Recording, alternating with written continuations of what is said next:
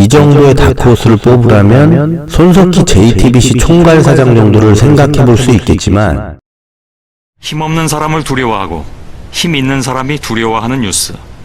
그렇게 가겠습니다.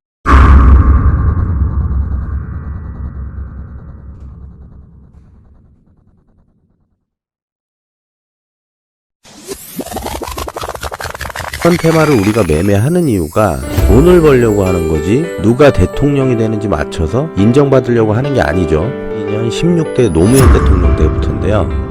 뜬금없이 등장하는 후보들이 있거든요. 17대 때 이회창 후보라든지, 18대 안철수, 19대 때 반기문. 이런 다크호스 후보 테마에서 단기 시세가 크게 나오는 게 두 가지 사례가 있는데, 첫 번째는 처음부터 당선 확률이 유력한 후보의 테마를 예를 들자면 이명박 대통령 같은 경우가 그랬고요. 대신 당선 공약 중에 명확한 정책이 있어야 돼요. 그게 바로 대운하 테마였죠. 그의 4대강 테마를 25배, 특수건설 30배, 이화공영, 문재인 후보의 이제 우리들 제약과 바른국민.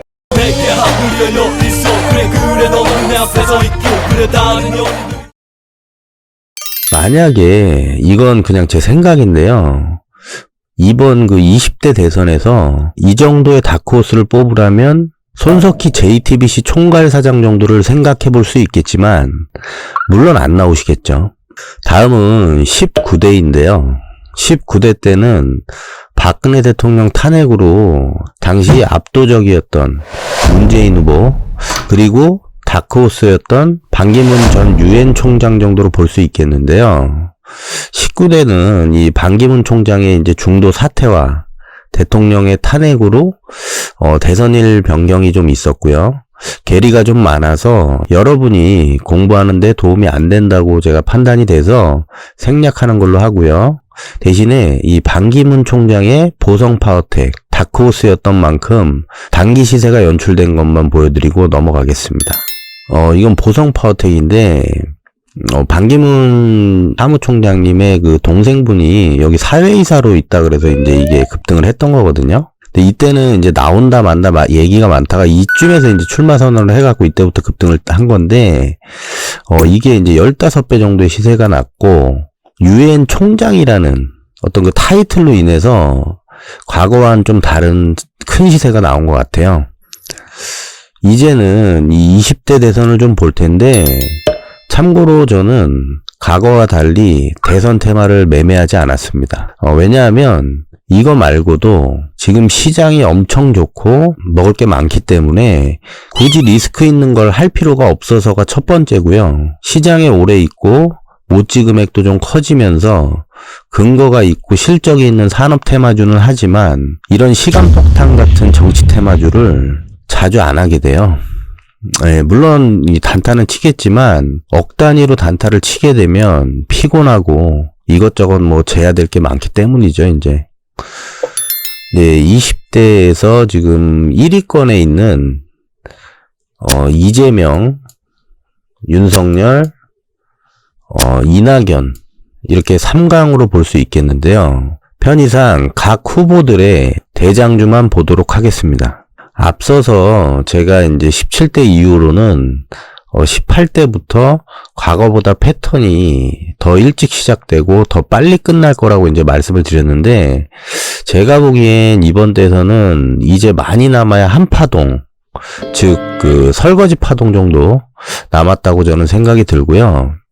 만약 이들 후보 중에 스캔들이 나와서 지지율이 역전이 된다면 그 반대편에 있는 사람은 조금 더 추가 상승은 나올 수가 있겠죠. 하지만 이거는 우리가 절대 알 수가 없는 겁니다. 만약에 한 파동이 더 간다 치고 이미 이렇게 많이 오른 거를 몇 프로 먹겠다고 들어가겠습니까? 여기서. 앞선 18대 같은 경우도 패턴 배관을 이제 말씀을 드렸는데, 선거 10개월 전에 이미 시세가 끝났고, 지금 20대 선거일이 얼마 남았죠? 박근혜 대통령 탄핵으로 20대는 아마 내년 3월에 이제 하게 될 텐데, 1년 동안 이게 가봐야 얼마나 갈까요? 싸늘하다. 가슴에 비수가 날아와 꽂힌다. 앞서 제가 말씀드린 걸 토대로 여러분이 알아서 판단하시길 바라겠습니다. 항상 드리는 말씀이지만 시장에는 수많은 종목이 있어요. 한 종목의 사랑에 빠지지 마세요. 사랑은 사람과 하시고요. 종목과 이 사랑은 다 구라예요, 구라. 사랑? 그것도 어차피 다 구라다. 혼이 담긴 구라. 앞서 말씀드린 과거 대선 테마에서도 이제 알 수 있듯이 갑작스럽게 이 등장하는 후보들이 단기 파동이 이제 나왔었는데, 예를 들면 그 안철수 후보 같은 경우는 이분 벌써 뭐 세 번째, 12년째 이런 식으로 이제 중간에 등장하시는데, 왜 그러시는지 이제 모르겠지만, 이벤트를 좋아하시는 건가?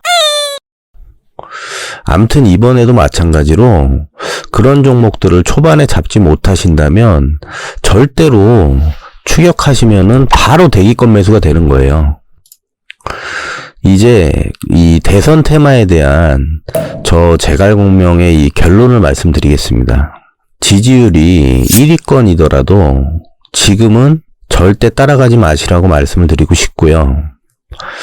이건 정말 만약에 이제 예를 들어서 이제 말씀드리는 건데, 뭐 예를 들면 박영선 장관이나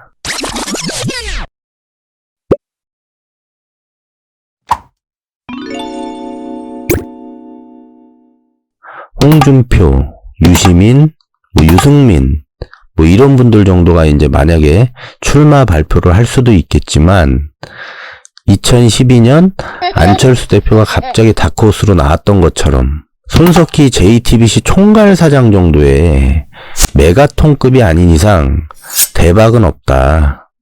저는 이렇게 보고 있습니다. 아까도 말씀드렸지만 만약에 한다고 해도 상승 초기에만 이제 매수하시라고 이렇게 정리할 수 있을 것 같고요. 절대 오른 거 따라가시면 안 돼요. 설거지니까. 예.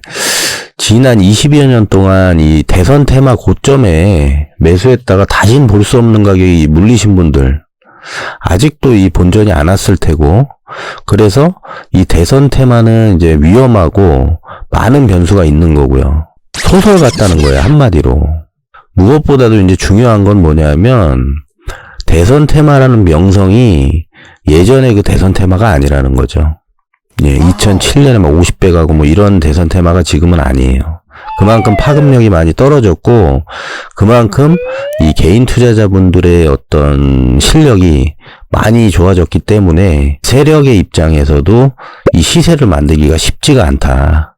이렇게 정리할 수 있겠네요. 지금 이 좋은 시장에서 이런 불확실한 테마 말고도 먹을 게 얼마나 많습니까? 예를 들자면, 안희정 같은 분도 얼마나 유명했었습니까? 그런 일이 있을 줄 누가 알았겠어요? 지금 결국엔 저 안양에 있어요, 안양. 대선 테마는 이 대기권에 물리면 다신 볼 수 없는 가격이겠지만, 실체가 있는 뭐 전기차, 배터리, 자율주행, 수소, 이런 테마들은 기업 실적이 받쳐주기 때문에 폭락할 일이 절대 없고, 만약에 물리더라도 앞으로 내 매수가에 올 확률이 높기 때문에 차라리 이런 걸 하시라는 겁니다. 예. 만약 대선 테마에 물리신 분들이 계시다면 딴 돈에 반만 가져간다는 심정으로 딴 돈에 반만 가져가. 한 번의 상승 파동이 나와준다면 바로 빠져나오시길 권해드릴게요. 마지막으로 아까 제가 이제 인트로에도 말씀을 드렸었는데, 돈을 벌고 싶니? 이 주식시장에서 큰 부자는 부자가 되고 싶니? 예. 이런 기회장에서 나오는 겁니다. 지금 이 시장은 어쩌면 여러분에게 다시 나눌 기회의 시장이고, 지금 시장은 제가 과거에 겪었던 어떤 시장에 비해도 실력이 없어도 어느 때보다 수익 내기 쉬운 장입니다. 한마디로 시장이 먹여주는 장이라는 거거든요. 이건 네 정주영이고 이병철이야. 이 주식시장은 잃지만 않으면 금방 부자가 될 수 있어요. 이 시장이 언제까지 좋을 수도 없는 거고요. 저도 이 전업 투자자지만 하는 일이 좀 많아서 사실 좀 바쁘긴 해요. 근데 제가 이 주식 공부에 도움이 되는 영상을 자주는 못 올리더라도 최대한 올려드릴 테니까 올해 안에 부단히 노력하셔가지고 여러분이 원하시는 부를 이루시길 바라겠습니다. 지금까지 제갈공명이었습니다.